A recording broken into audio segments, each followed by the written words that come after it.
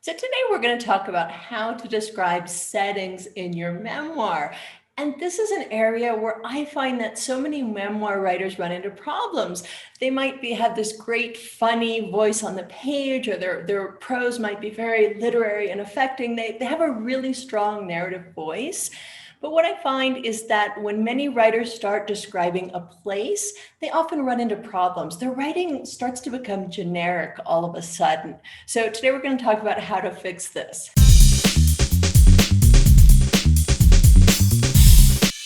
So what causes a writer to go into generic mode, and what does generic mode mean? Well, generic mode is really when you stop being subjective in your writing. And if you've seen other videos of mine, you know I harp a lot on the importance of being subjective in your writing and putting us inside your head. And a lot of writers do this really well, but when it's time to describe a place, all of a sudden they freeze. And they become very objective, and all they do is start reporting on what they saw and heard and smelled. So what happens when you describe what you saw and heard and smelled? Well, you're giving us a sensory description, but you're not affecting your reader emotionally. So your goal is to affect your reader emotionally with all of your writing. And the way to do this is by being subjective.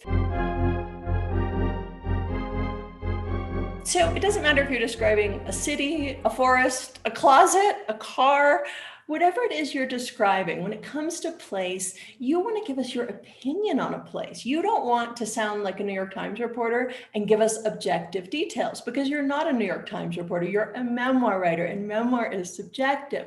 So first of all, when you think about a place that you want to describe, think about how you feel about that place. Did you hate that car growing up? Was the outside of your house tacky and embarrassing? Do you have nightmares of that closet? Obviously, you can describe places in very positive ways as well. Maybe you think about your childhood living room, and it was this warm, comforting place that your mother had decorated with such care. Or maybe your garden was this refuge that you would go to after a long, hard day at school where you didn't feel like you fit in. So it doesn't matter how you describe a place, but what is really important is to have an opinion about it. And that opinion will guide your description of any setting that you describe in your memoir.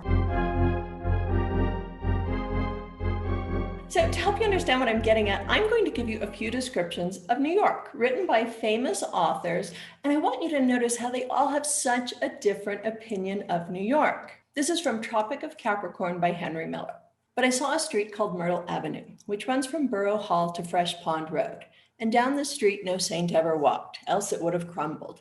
Down this street no miracle ever passed, nor any poet, nor any species of human genius, nor did any flower ever grow there, nor did the sun strike it squarely, nor did the rain ever wash it.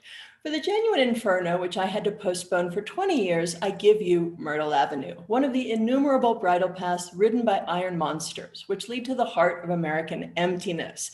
If you have only seen Essen or Manchester or Chicago or Lavoie-Perret or Glasgow or Hoboken or Canarsie or Bayonne, you have seen nothing of the magnificent emptiness of progress and enlightenment. Dear reader, you must see Myrtle Avenue before you die, if only to realize how far into the future Dante saw. Well, there's a strong opinion if I ever read one. Obviously, Henry Miller is not too fond of Myrtle Avenue. He has very strong feelings about this place. Let me give you another example. This is a different view of New York. This is from Joan Didion. This is from her book, Slouching Toward Bethlehem. I remember walking across 62nd Street one twilight that first spring, or the second spring. They were all alike for a while.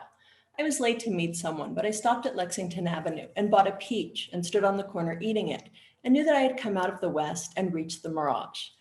I could taste the peach and feel the soft air blowing from a subway grating on my legs, and I could smell lilac and garbage and expensive perfume, and I knew that it would cost me something sooner or later, because I did not belong there, did not come from there.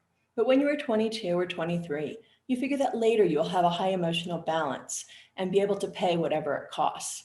I still believed in possibilities then, still had the sense, so peculiar to New York, that something extraordinary would happen any minute, any day, any month. So what I love about this description is we really do not get a visual sense of New York. We get her emotional impression of New York. What is it like to be in New York? What does it feel like to be in New York?